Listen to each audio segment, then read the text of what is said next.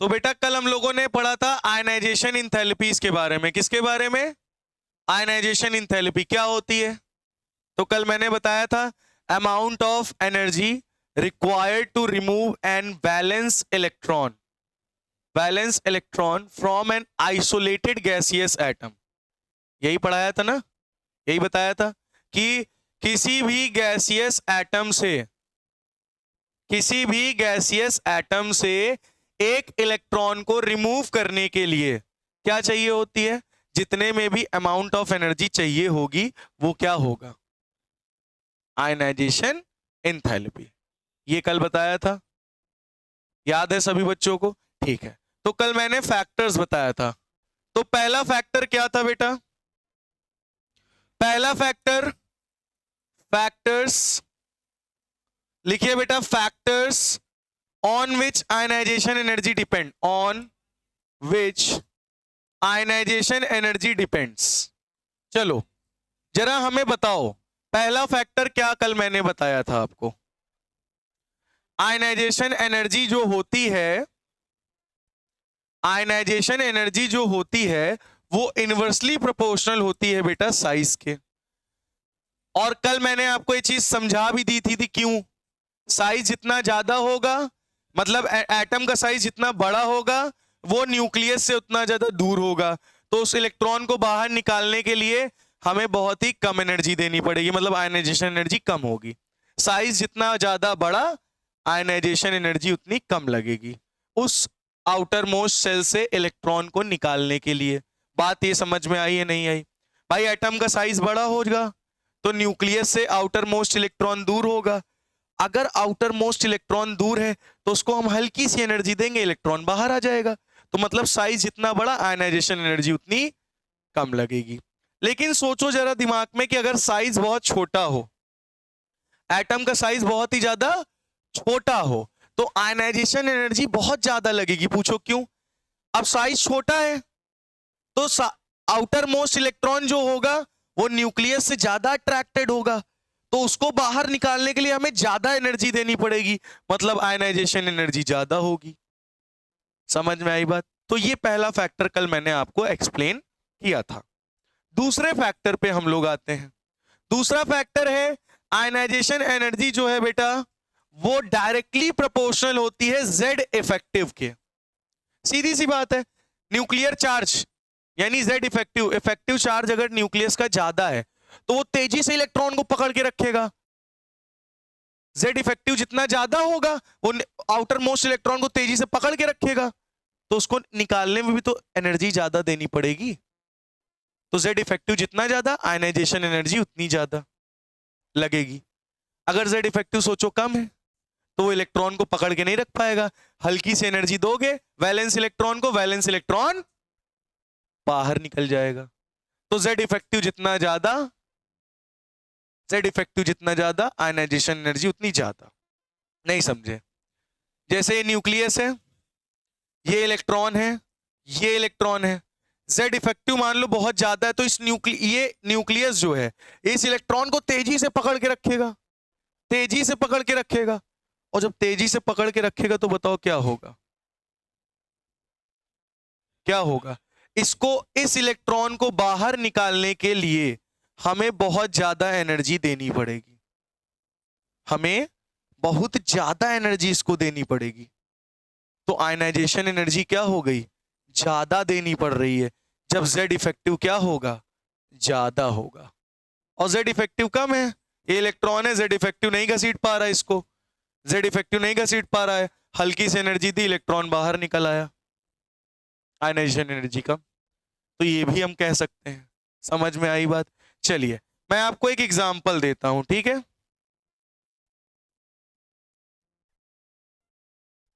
ये क्या दूसरा फैक्टर समझ में आ गया आपको? चलिए मैं इसका एक आपको एग्जांपल देता हूं। इसको तुम या तो लिख सकते हो जेड इफेक्टिव इनवर्सली प्रोपोर्शनल होता है साइज के, ये भी बोल सकते हो। साइज जितना बड़ा होगा, एटम का साइज जितना ज्यादा, जेड इफेक्टिव उतना कम। साइज बड़ा है तो इलेक्ट्रॉन को नहीं खींच पाएगा, जेड इफेक्टिव कम होगा इलेक्ट्रॉन पे। लेकिन अगर साइज छोटा है तो Z इफेक्टिव क्या होगा? तो न्यूक्लियस ज्यादा तेजी से घसीट पाएगा। अगर मैं आपको एक एग्जांपल दूं लिथियम और लिथियम +1, बताओ इसमें आयनाइजेशन एनर्जी किसकी ज्यादा होगी? बोलो। तो आयनाइजेशन एनर्जी पे ना जाके सबसे पहले हम एटॉमिक साइज को चेक कर लेते हैं। अच्छा ये बताओ Li होगा, Li का मतलब 3 इलेक्ट्रॉन है ना, ये न्यूक्लियस 2 इलेक्ट्रॉन और 1 इलेक्ट्रॉन ये, और Li+ का मतलब 1 इलेक्ट्रॉन निकल गया, यानी न्यूक्लियस और ये 2 इलेक्ट्रॉन। किसका एटॉमिक साइज बड़ा लग रहा है? Li का। और Li+ का छोटा स्मॉल साइज, यानी Li का एटॉमिक साइज क्या है? Li का एटॉमिक साइज ज्यादा है, Li+1 का कम है। तो अब तुम खुद बताओ, इससे 1 इलेक्ट्रॉन निकालना इजी पड़ेगा या इससे 1 इलेक्ट्रॉन निकालना? इससे 1 इलेक्ट्रॉन निकालना इजी पड़ेगा, मतलब इसमें कम आयनाइजेशन एनर्जी दोगे तब भी इलेक्ट्रॉन निकल आएगा। यहां तुम्हें इस इलेक्ट्रॉन को निकालने में आयनाइजेशन एनर्जी बहुत ज्यादा देनी पड़ेगी। तो सबसे कम आयनाइजेशन एनर्जी किसकी है? अब आयनाइजेशन एनर्जी की बात करते हैं। तो सबसे कम आयनाइजेशन एनर्जी किसकी है? Li की। और सबसे ज्यादा आयनाइजेशन एनर्जी किसकी है? +1 की। समझ में आई बात या नहीं? नहीं समझ में आई? साइज बड़ा, साइज बड़ा तो Z इफेक्टिव कम, हल्की सी एनर्जी दी बाहर निकल आया, कम एनर्जी में निकल आया। तो Li की एनर्जी कम नहीं होगी। Li+ में क्या है? 2 ही इलेक्ट्रॉन है और दोनों न्यूक्लियस एकदम टाइटली बाउंड है, Z इफेक्टिव बहुत ज्यादा है, न्यूक्लियस घसीट के रखा है, तो इस इलेक्ट्रॉन को निकालने में आयनाइजेशन एनर्जी बहुत ज्यादा देनी पड़ेगी। तो Li और Li+1 में किसकी आयनाइजेशन एनर्जी ज्यादा होगी? Li+1 की ज्यादा होगी और Li की कम होगी। बात समझ में आ गई? क्या इतनी बात क्लियर हो गई है सभी बच्चों को या नहीं? बोलो बेटा, आ गया समझ में? क्लियर हो गया? चलो एक एग्जांपल मैं आपसे और पूछता हूं। मैग्नीज है और मैग्नीज +2 है, बताओ इसमें आयनाइजेशन एनर्जी किसकी ज्यादा होगी किसकी कम? किसकी ज्यादा होगी, किसकी कम होगी आयनाइजेशन एनर्जी? इसकी। इसकी कम होगी, इसकी ज्यादा होगी। पूछो क्यों? क्योंकि Mn का एटॉमिक साइज ज्यादा होगा, Mn+2 का कम होगा। ये साइज है और ये आयनाइजेशन एनर्जी है। साइज बड़ा तो आयनाइजेशन एनर्जी कम, साइज छोटा आयनाइजेशन एनर्जी ज्यादा। Opposite, inversely proportional. अभी भी नहीं आया? आया या नहीं आया? क्लियर हो गया? बहुत बढ़िया। तो ये नोट कर लो, फिर हम थर्ड फैक्टर आपको बताएं। तो थर्ड फैक्टर की ओर बढ़ते हैं। बताओ बेटा थर्ड फैक्टर क्या है?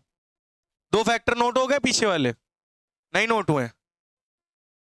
ये वाले नोट कर लो दोनों फैक्टर, फिर आगे बताएं। चलो देखो बेटा, अब हम लोग थर्ड फैक्टर आपको बताने जा रहे हैं। आप ध्यान से सुनिए। फैक्टर नंबर थर्ड लिखिए, ionisation energy directly proportional to the half filled electrons, half filled electronic configuration है इलेक्ट्रॉन्स। बेटा अगर कोई ऑर्बिटल हाफ फिल्ड है, मतलब 1 2 3 4, ओ भैया 1 2 3 4 5, 1 2 3 4 5, ये हाफ फिल्ड है या फुल फिल्ड है? अगर हाफ फिल्ड होता है, कंप्लीटली हाफ फिल्ड होता है, हाफ फिल्ड, तो बेटा वो स्टेबल होता है।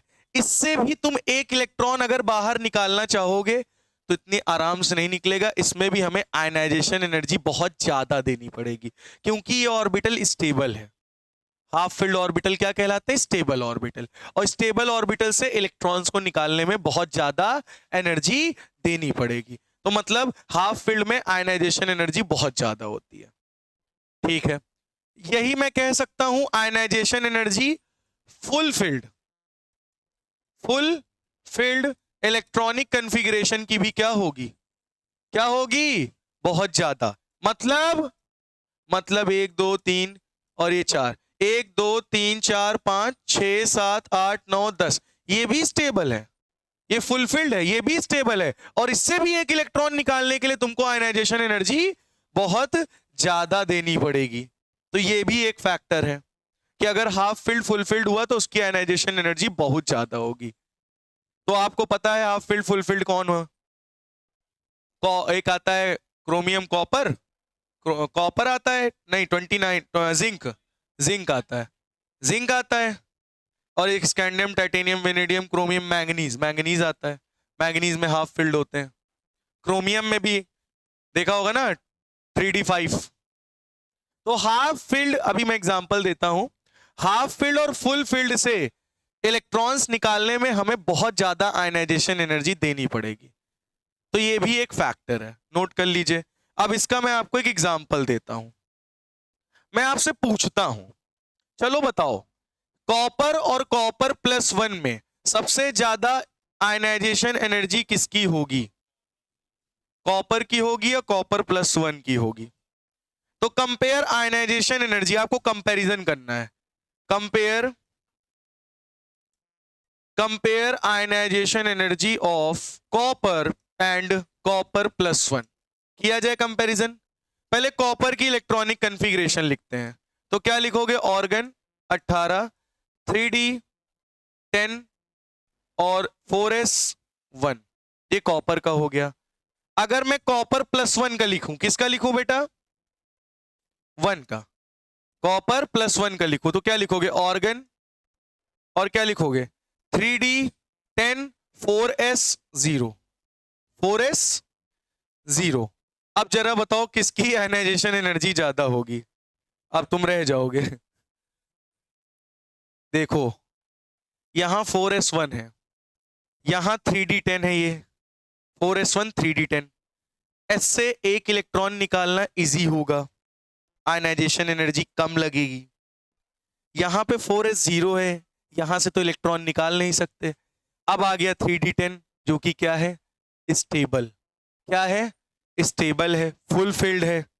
तो इससे इलेक्ट्रॉन निकालना क्या आसान होगा? नहीं।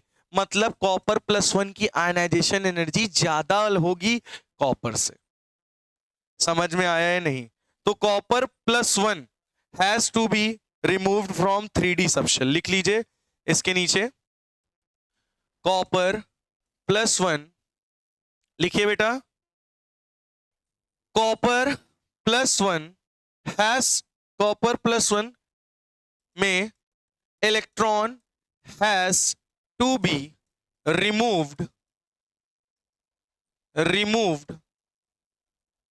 Electron has to be removed from 3d subshell, from 3d subshell. कौन सा सेल? 3d सबशेल से निकलेगा electron which is filled completely, जो कि क्या है? विच इज फिल्ड कंप्लीटली, जो कि पूरी तरीके से क्या है बेटा? अंदर भरी हुई है। और उससे इलेक्ट्रॉन निकालना क्या इजी होगा या टफ? पहले आप ये बता दो। इससे इलेक्ट्रॉन निकालना बहुत ही टफ पड़ेगा कॉपर प्लस 1 से। कॉपर से एक इलेक्ट्रॉन निकाल सकते हो 4s ऑर्बिटल से, ये इनकम्प्लीटली फिल्ड है, ठीक है। बट 3d से डायरेक्टली 10 फुलफिल्ड है, तो आप उससे नहीं निकाल सकते। फिर आयनाइजेशन एनर्जी क्या लगेगी? बहुत ज्यादा, ठीक है। तो एक बात याद रखिएगा आप लोग, जो 3d सबशेल्स होते हैं उनमें एक बनता है हाफ फिल्ड, 1 2 3 4, 1 2 3 4 5, और एक बनता है क्या बेटा? Full field, 1 2 3 4, 1 2 3 4 5 6 7 8 9 10। तो आप क्या देख रहे हो? इस सिमिट्री यहां शो हो रही, क्या शो हो रही है? सिमिट्री। तो ये एक्स्ट्रा स्टेबल इलेक्ट्रॉनिक कॉन्फ़िगरेशन है, एक्स्ट्रा स्टेबल इलेक्ट्रॉनिक कॉन्फ़िगरेशन है, समझ रहे हो? एक्स्ट्रा स्टेबल है। तो एक्स्ट्रा स्टेबल का मतलब तुम समझ रहे होगे, इससे इलेक्ट्रॉन निकालना बहुत ही मुश्किल होगा। भाई कोई अगर फुल्ली फील्ड है और जैसे किसी के पास 1 लाख रुपए है, तुम कहो भाई जो हमको तुम 100 रुपए दे दो, तो 100 रुपए वो तुमको देगा? नहीं देगा। क्यों नहीं देगा? क्योंकि उसका 1 लाख से रुपए कम हो जाएगा, और कम हो जाएगा तो उसकी मेंटेलिटी क्या? 1 लाख से मुझे कम नहीं रखना, तो मैं तुम्हें 10 रुपए भी नहीं दूंगा, मैं तुम्हें 10 रुपए भी नहीं, क्योंकि मेरा 1 लाख कम हो जाएगा। समझ रहे हो ना? तो स्टेबल है मामला, एक्स्ट्रा स्टेबल है, सिमिट्री है। अरे तुम्हारे पास 100 रुपए है और तुम्हारे मन में यार मुझे 100 रुपए तो पूरे रखने ही रखने हैं अंदर, तो तुम भैया 10 रुपए भी नहीं दोगे ना। लेकिन एक बात सोचो, अगर तुम्हारे पास 90 रुपए हैं तो तुमको टारगेट क्या होगा, मैं इसको 100 कर लूं या तो फिर मैं इसको और दे दूं, फिर खर्च कर दो, वो हो सकता है। लेकिन 50 पे जब आओगे, 50 रुपए, तो तुम्हारे अंदर फिर एक आएगा कि यार अब तो 50 रुपए तो बचा के रखने हैं, स्टेबिलिटी बना के रखनी, हाफ फील्ड है भले ही। बात समझ रहे हो? तो एक्स्ट्रा स्टेबिलिटी हाफ फील्ड है तो फुल फील्ड में आती है, इसीलिए उनसे इलेक्ट्रॉन निकालना क्या होता है, मुश्किल होता है। तो ये बात समझ में आ गई हो तो इसको नोट कर लीजिए बेटा जल्दी से। क्लियर हो गया? समझ में आई बात? अच्छा, मैं एक चीज आपको और सिखाता हूं जो आपको नहीं पता होगी। आयनाइजेशन एनर्जी जो होती है, ध्यान से सुनिएगा बेटा। जैसे एक ए एटम है, इससे मैंने एक इलेक्ट्रॉन निकाल लिया, इससे मैंने एक इलेक्ट्रॉन निकाल लिया, क्या बन गया? +1। तो पहले इलेक्ट्रॉन को निकालने में जो आयनाइजेशन एनर्जी लगी है उसको हम कहेंगे फर्स्ट आयनाइजेशन एनर्जी। अब मैंने A+ ले लिया, इससे एक इलेक्ट्रॉन और निकाल दिया, तो इसके ऊपर +2 चार्ज आ जाएगा। जो इस दूसरे इलेक्ट्रॉन को निकालने में एनर्जी लगी, इसी एटम से दूसरे इलेक्ट्रॉन को निकालने में जो एनर्जी लगी है उसको सेकेंड आयनाइजेशन एनर्जी कहते हैं। क्या कहते हैं? और अगर इसी सेम एटम से एक इलेक्ट्रॉन भाई साहब हम लोग और निकाल दें तो ये +3 हो जाएगा, 3 इलेक्ट्रॉन चले गए, तो वो कहलाएगी थर्ड आयनाइजेशन एनर्जी। तो हर एक इलेक्ट्रॉन को निकालने के लिए आयनाइजेशन एनर्जी अलग अलग होती है। पहले इलेक्ट्रॉन को निकालने में जो एनर्जी लगेगी वो फर्स्ट आयनाइजेशन एनर्जी, ये तो पढ़ा होगा ना, पहले बताया गया होगा। और दूसरे इलेक्ट्रॉन को निकालने में जो एनर्जी लगेगी उसको सेकेंड आयनाइजेशन एनर्जी। तीसरे इलेक्ट्रॉन को निकालने में जो एनर्जी लगेगी उसको क्या कहेंगे? Third ionisation energy. तो ये बात आपको दिमाग में जरूर रहनी चाहिए, हर एक इलेक्ट्रॉन को निकालने में जो भी एनर्जी लगेगी वो फर्स्ट सेकेंड थर्ड में डिस्ट्रीब्यूट हो जाती है। जैसे मुझे तुमसे 10 रुपए लेने हैं, तो पहली बार में तुमने 10 रुपए दे दिए तो वो फर्स्ट आयनाइजेशन एनर्जी थी। मुझसे अब हमको तुमसे 20 रुपए लेने हैं, तुमने ऑलरेडी मुझे 10 रुपए उधार दे के रखे हो, तो अब 20 रुपए लेने में मुझको क्या करना पड़ेगा? और मिन्नतें करनी पड़ेंगी तुमसे, भाई दे दे, भाई दे दे, कल दे दूंगा वापस। तो ये हो गई सेकेंड आयनाइजेशन एनर्जी। और फिर मैंने तुमसे 30 रुपए उधार ले लिए, अब मुझे फिर जरूरत पड़ी, अब मैं तुमसे सीधे 50 रुपए मांगने आया हूं, तो अब 50 रुपए निकालने मुझे और आयनाइजेशन एनर्जी देनी पड़ेगी, मतलब और मिन्नतें करनी पड़ेंगी, पैर वैर जोड़ने पड़ेंगे भाई, पैर सॉरी हाथ जोड़ने पड़ेंगे ठीक है कि दे दे भाई, तो एनर्जी और ज्यादा लगेगी, तो ये हो जाएगी थर्ड आयनाइजेशन एनर्जी। तो एक बात ध्यान सुन लेना, पहले इलेक्ट्रॉन को देने में जो एनर्जी लगी वो भले ही कम है, दूसरे को इलेक्ट्रॉन को निकालने में क्या लगेगा? ज्यादा लगेगी, तीसरे इलेक्ट्रॉन को निकालने में और ज्यादा एनर्जी लगेगी, और एनर्जी लगेगी। बात समझ में आ गई इतनी है नहीं? पहले ये बताओ, क्लियर हो गया? First ionisation energy, second ionisation energy, third. चलिए, why chromium and copper have very high second ionisation energy? Next एक क्वेश्चन मैं आपको देता हूं होमवर्क के लिए। Why chromium and copper, why chromium and copper have very high second ionization energy? ये question आपके लिए घर के लिए होमवर्क है, नोट कर लीजिए जल्दी से, ये कल क्वेश्चन मैं आपका देखूंगा, ठीक है? अब नेक्स्ट क्वेश्चन है कंपेयर, इसको हम लोग अभी करते हैं, ठीक है? ऊपर वाला आपको करके आना है। सेकेंड आयनाइजेशन एनर्जी IE2, आपको क्या करना है वो बताना है कि क्रोमियम और कॉपर की सेकेंड आयनाइजेशन एनर्जी हाई क्यों है। नेक्स्ट है कंपेयर थर्ड आयनाइजेशन, कंपेयर बेटा थर्ड आयनाइजेशन एनर्जी ऑफ, आपको थर्ड आयनाइजेशन एनर्जी किसकी कंपेयर करनी है? मैग्नीज और आयरन। चलो इसको हम लोग करते हैं, है ना? ये वाला क्वेश्चन आपके लिए घर के लिए है, ये वाला क्वेश्चन हम लोग अभी करते हैं। आपको कंपेयर करनी है third ionisation energy of manganese and iron, तो बेटा कंपैरिजन करना है। क्या करना है? कंपैरिजन।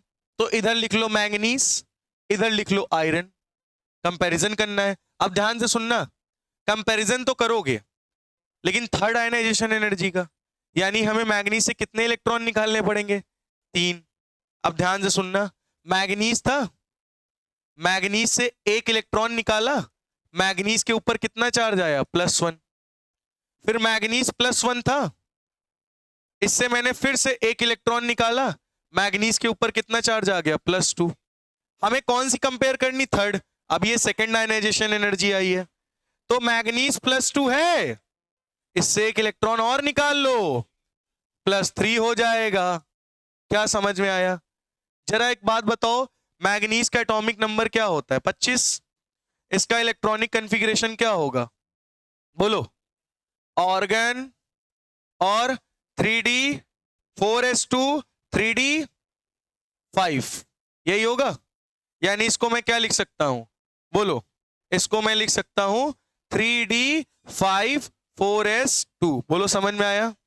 एक इलेक्ट्रॉन निकालोगे, किससे निकलेगा? s2 से या d से? एक इलेक्ट्रॉन निकालोगे, किससे निकलेगा? s2 से या d से? s से निकलेगा। यानी यहां क्या हो जाएगा? 3d 5 4s1। बोलो, सही है? फिर 3d 5 4s1 है। अब एक इलेक्ट्रॉन और निकालना है, किससे निकालोगे? s से निकलेगा। यानी 3d 5 है, 4s 0 है। बोलो, समझ में आया? अब इससे एक इलेक्ट्रॉन और निकालोगे, यानी 3d 4, एक मिनट सॉरी, 3d 5 है, 4s 0 है, 4s हटा दो। अब यहां से एक और निकाल लिया तुमने, तो क्या हो गया? 3d 4 हो गया। तो ये पूरा प्रोसेस हुआ है तुम्हारा। अब जरा एक काम करते हैं,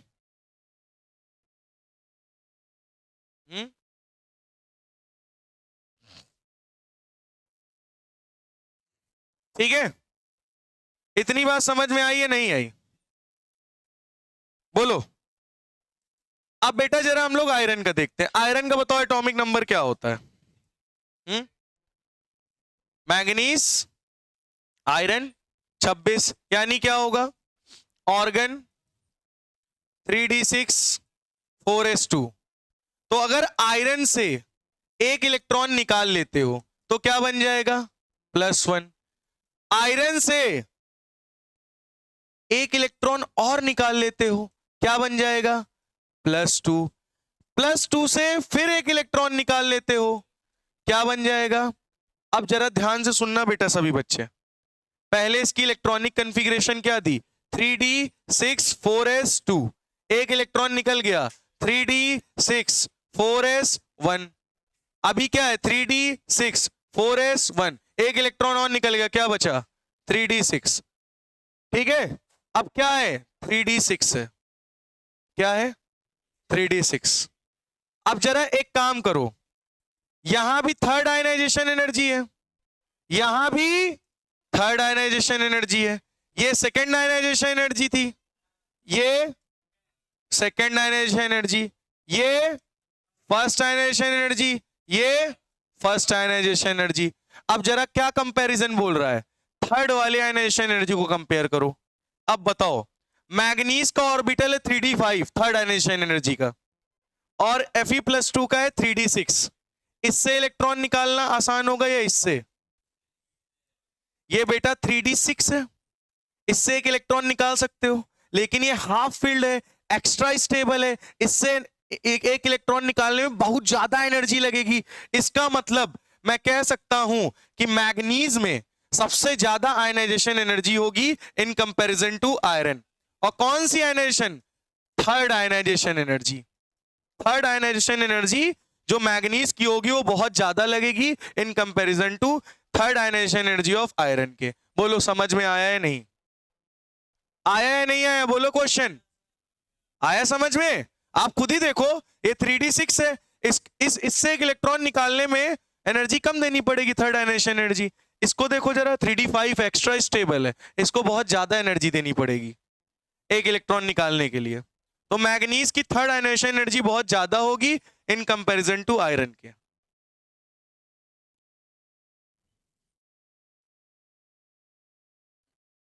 नोट कर लीजिए जल्दी से। सुनो बेटा, आगे सुनो। ये समझ में आ गया कि थर्ड आयनाइजेशन एनर्जी मैग्नीज की ज्यादा है in comparison to third ionisation energy of iron. बहुत बढ़िया। लिखिए, रिमूविंग ऑफ इलेक्ट्रॉन, अब इसी के बारे में थोड़ा सा मैं लिखवा रहा हूं, ध्यान से लिखिएगा। Removing of electron is hard from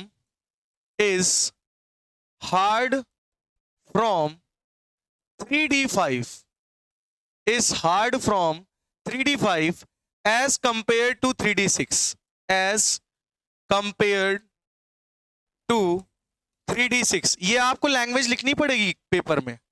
आपको साफ साफ दिख रहा है 3d5 से इलेक्ट्रॉन निकालना बहुत मुश्किल है इन कंपैरिजन टू 3d6 से।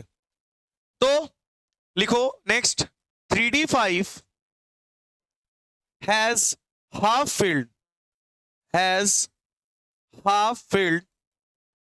filled का मतलब क्या होगा? Extra stability. क्या होगी बेटा? एक्स्ट्रा स्टेबिलिटी होगी किसकी? 3d5 की। तो हम क्या कहेंगे? थर्ड आयनाइजेशन एनर्जी किसकी? मैग्नीज की ग्रेटर होगी आयरन से। समझ में आ गई बात इतनी है? नहीं क्लियर हो गया? यही चीज मैंने आपको बताई, वही मैंने लिख दिया है। ठीक है, इसको नोट कर लीजिए जल्दी।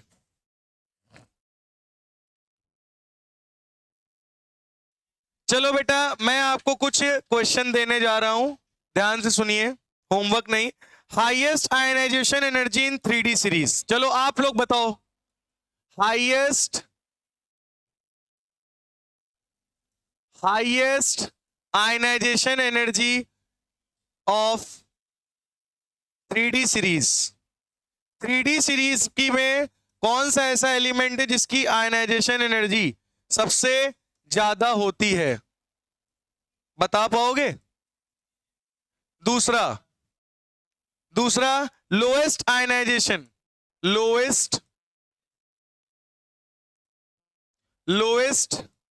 Ionization energy in 3D series. 3D series में सबसे कम आयनाइजेशन एनर्जी किसकी होती है? Next, compare second ionisation energy. Compare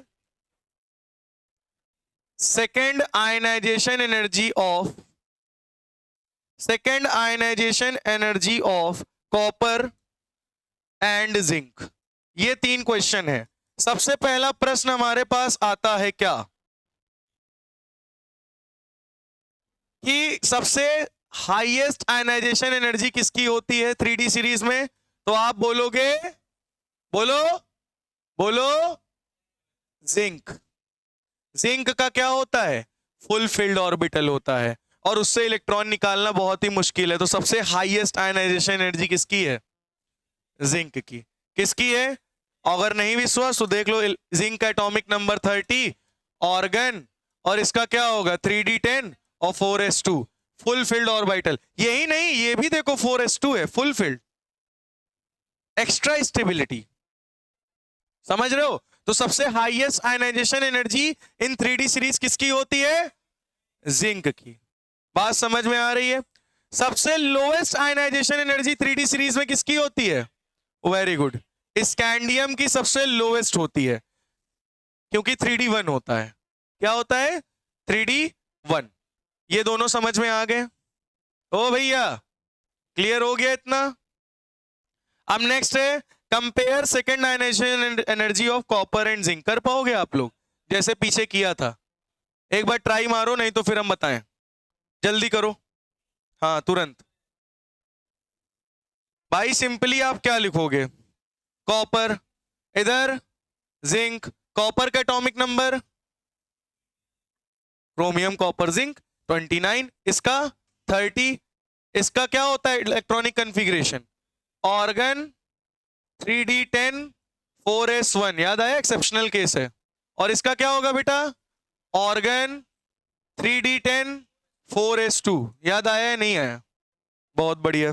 अब जरा बताओ, सेकेंड आयनाइजेशन एनर्जी निकालनी ना, यानी कॉपर है, एक इलेक्ट्रॉन निकाल लोगे, क्या बन जाएगा? Cu+1। Cu+1 से एक इलेक्ट्रॉन तुम और निकाल लोगे, क्या बन जाएगा? Cu+2। यहीं पे रोक लो, इधर आओ। जिंक से एक इलेक्ट्रॉन निकालोगे, क्या बनेगा? Zn+1। Zn+1 से एक इलेक्ट्रॉन और निकाल लोगे, क्या बन जाएगा? Zn+2। बोलो समझ में आया? ये होगा सेकेंड आयनाइजेशन एनर्जी। नहीं होगा? अब कंपैरिजन कर रहा हूं। अब तुम सिंपली ये बताओ इसका क्या था? क्या था बेटा? 3D 10, 4s 4s1, यहां 4s1 से निकल जाएगा, क्या हो जाएगा? 3D 10। तो यहां क्या रहेगा? 3D 10। अब 3D 10 से एक इलेक्ट्रॉन निकालना है, सेकेंड आयनाइजेशन एनर्जी। जरा यहां आओ, यहां क्या है? 3D 10 4s2, तो यहां क्या हो जाएगा? 3D 10 4s1, तो ये 3D 10 4s1, यहां से s ऑर्बिटल से एक इलेक्ट्रॉन निकाल सकते हो। चलो बताओ किसकी आयनाइजेशन एनर्जी ज्यादा होगी, कॉपर की या जिंक की? अब आप खुद देख सकते हो, यहां पे 3D 10 है, यहां से इस इलेक्ट्रॉन को निकालने के लिए आयनाइजेशन एनर्जी बहुत ज्यादा लगेगी, और यहां पे 4s1 है, इससे तो निकाल सकते हो ना, 3D 10 को टच ही नहीं कर रहे हैं, तो इससे तुम निकाल सकते हो। इसका मतलब क्या है? इसमें सेकेंड आयनाइजेशन एनर्जी क्या लगेगी? कम लगेगी। तो मैं कह सकता हूं कॉपर की सेकेंड आयनाइजेशन एनर्जी कॉपर की सबसे ज्यादा होगी इन कंपैरिजन टू जिंक। बोलो समझ में आया या नहीं आया? आया बेटा या नहीं आया? कंफर्म? आया? तो सेकेंड आयनाइजेशन एनर्जी किसकी ज्यादा होगी? कॉपर की। किसकी कम होगी? तो इस तरह से आपसे क्वेश्चन पूछ सकता है, second, third, fourth, first ionisation energy, तो इस तरह से आपको बताना होगा। ठीक है, एक लास्ट क्वेश्चन होमवर्क है, आप लोग नोट कर लीजिए। Why zinc has very high ionization energy? Why zinc has very high ionisation energy? आपके लिए ये भी एक प्रश्न है, ये भी आपका HW है, इसको घर से करके लाना है। 2 क्वेश्चन मैंने आपको दिए हैं, तो इतना कल मैं आपका चेक करूंगा। ठीक है, मिलते हैं नेक्स्ट लेक्चर में।